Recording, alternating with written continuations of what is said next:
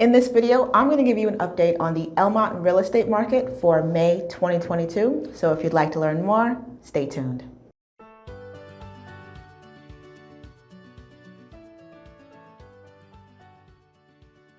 So we're going to be discussing 5 key metrics, which I believe to be the most important metrics that anyone can use to really develop an understanding of what's taking shape in any local real estate market. Now, the very first metric we're going to be discussing is the number of active listings. Now, this metric really helps us to understand how many homeowners were actively engaged in the process of selling their homes. Now, in May of last year, there were 160 homeowners who were actively engaged in the process of selling their home. If we fast forward to this year, we see that that number actually dropped about 60%. So much so that there are only 68 homeowners in May of this year who were actively engaged in the process of selling their homes. Now, this is no surprise. We've seen this decline since the beginning of the year. We've seen it year over year decline, and we've also seen a steady in calendar year decline. So May actually presents the lowest number of homeowners to date who were actively engaged in the process of trying to sell their homes in Elmont. So we're continuing to see this pattern year over year, as well as month over month, of fewer and fewer homeowners who want to put their properties on the market in Elmont. In effect, they actually would like to stay put instead of selling their home. Now, the next metric we'll be discussing is the close price to list price ratio. Now, this metric really helps us to develop an understanding of how much value a homeowner is able to get out of the list price that they put their property on the market for. So if you listed your home on the market for $600,000 and you sold it for $600,000, then your close price to list price ratio would be 100%. The idea is to get this number as close to 100%, even greater than 100% as possible. You never want to be below 100 because then that tells you that buyers are not willing to pay the list price for the property, or that properties appear to be overpriced in any particular market. Now, Elmont has a pretty good record of having triple-digit close price to list price ratio, so 100% or above 100%. And last year was no different. Last year in the month of May, Elmont's close price to list price ratio was in fact 100%. This year in the month of May, we did see a slight dip for the first time all year. So Elmont's close price to list price ratio did dip to 99.5%. And again, this just means that buyers were not willing to pay the full list price of a property, or that the prices in the Elmont market may have been a little overinflated for this time period. The next metric we'll be discussing is the median sales price of a single family home in Elmont. So last year in the month of May, we did see that the median sales price of a single family home was $555,000.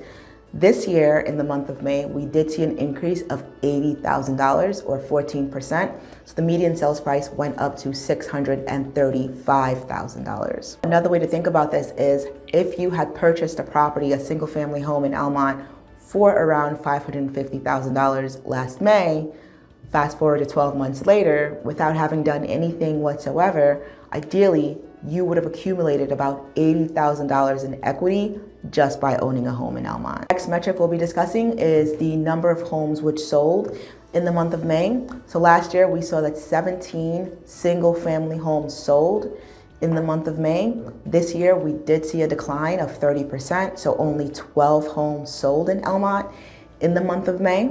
Now, the final metric we'll be discussing today is DOM, or days on the market, which really tells us how long it takes for a property to get from listing to contract signing. Now, last year, the median number of days on the market in the month of May was 27 days, so just shy of 1 full month.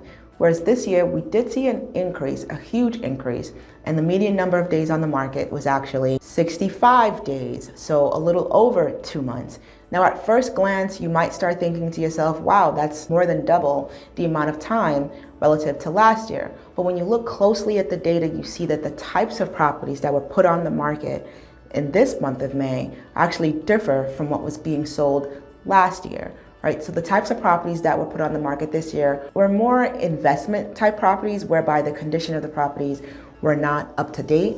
And typically when the condition of a property is not market grade, if you will, it's going to take a little longer for that property to sell. And so that's what we saw this month, and that's what we saw this year, is that a lot of the properties that were placed for sale in Elmont needed work because the condition of the property was poor. So overall, when we compare Elmont's performance this year relative to last year, we do see that home prices are higher. There's been an appreciation in equity values, which is great. We did see a decline in the closed price to list price ratio, which means that homeowners are getting a slightly lower percentage of the value that they've put their properties on the market for. And then if we also take a step back, we see that properties are taking a little longer to get from listing to contract signing. And this is all really dependent on the condition of the property that's being placed on the market. Now, usually at this stage of the video, I like to show you example properties that sold for the median sales price as well as the maximum sales price. And the purpose of this is to really help you as a buyer develop an understanding of exactly what you can get for your money in Elmont, and as a seller, develop an understanding of exactly what you can expect to get for your home in Elmont. So this first home that I'm going to walk you through is a home that sold for around the median sales price, which was $635,000 in the month of May. And this home actually sold for $640,000. It's a fully renovated Cape, and the home has 3 bedrooms, 2 bathrooms. It comes with 3 zone heating system. And that essentially means that you can have 3 completely different temperatures depending on the location that you are in the property. It also has a private driveway as well as a finished basement. So again, this home sold for just about the median sales price at around $640,000. Now, the next home had the maximum selling price in Elmont in the month of May. This home sold for $950,000. Now, this home is actually expansive. It is a legal 1-family home, but it's set up as a 2-family home. Now, the home is also renovated. It has 5 bedrooms, 3 bathrooms, a completely finished basement, and an in-ground pool.